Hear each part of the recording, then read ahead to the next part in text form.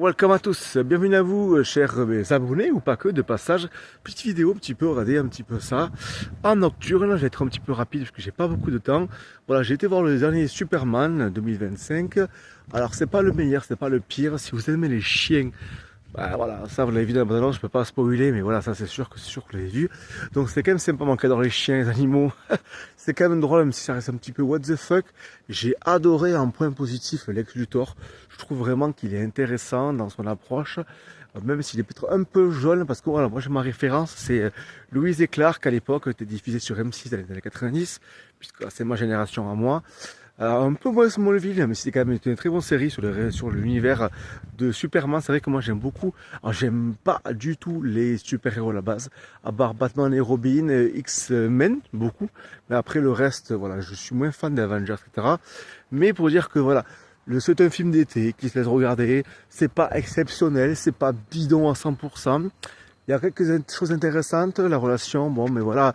Moi, ce qui m'a vraiment plutôt intéressé, alors beaucoup ont critiqué sur les réseaux, que ce soit sur YouTube ou dans la presse papier ou sur la radio, etc., la télévision, c'est que voilà, on a un Superman, ben voilà, qui n'est pas notamment super, puisque en fait, il est dans ce film-là, il est critiqué par la ville, par la société, par l'humanité, parce que c'est un extraterrestre qui vient de, voilà, des Krypton. Oui, je sais même plus en fait.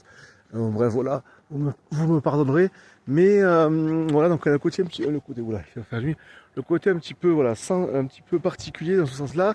Donc du coup, il se fait battre, il se fait un peu humilier par tout le monde, donc il cherche un petit peu son sens, sa quête de son sens, sa quête d'identité, puisqu'il est à la base pour faire du bien, il pensait, il s'aperçoit que finalement, peut-être qu'il n'est pas là que pour ça, donc il se fait, oh Louise, alors par contre Louise, je trouve qu'elle est nulle, comme actrice, pour moi c'est un des points faibles du film. C'est Louise, là, la copine du coup de Clark, hein, bien entendu. Et puis même le Daily Planet, là, je trouve que c'est pas assez mis en avant.